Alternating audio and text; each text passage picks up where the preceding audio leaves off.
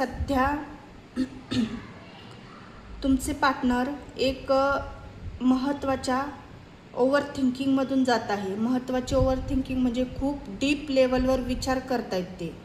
त्यांच्या मनात भावना आहेत, फिलिंग्स आहेत, पण ते कोणतेही निर्णय त्यांना घाईत घ्यायची इच्छा नाही आहे.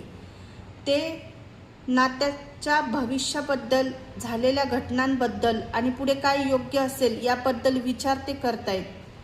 तुमचे पार्टनर करंट फिलिंग, करंट विचार त्यांचे हेच आहे, मला योग्य निर्णय घ्यायचा आहे, पण भावनामध्ये वाहून त्यांना कुठलाही निर्णय घ्यायचा नाही आहे. जे त्यांच्यासाठी, या नात्यासाठी योग्य असेल तेच त्यांना निवडायचे, असं इथं विचार करताना तुमचे पार्टनर दिसत आहे.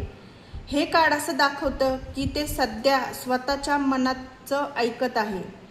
काही काळ शांतता किंवा अंतर दिसत आहे त्यांच्या मनामध्ये मला, तर त्यामागे भावना नसणे हे कारण नाही आहे. त्यांना भलेही ते दाखवत आहे, सायलेंट ट्रीटमेंट तुम्हाला देत आहेत, पूर्ण तुमच्यापासून त्यांनी नो कॉन्टॅक्ट घेतला असेल, दूर झाले असेल, पण ते स्वतःच्या विचारातच गुंतलेले आहे. त्यांना योग्य वेळेवर योग्य डिसिजन घ्यायचा आहे आणि ॲक्शन देखील घ्यायची आहे. विचार करताना ते दिसत आहे. स्ट्रॉंग अटॅचमेंट तुमच्याबद्दल त्यांना आहे.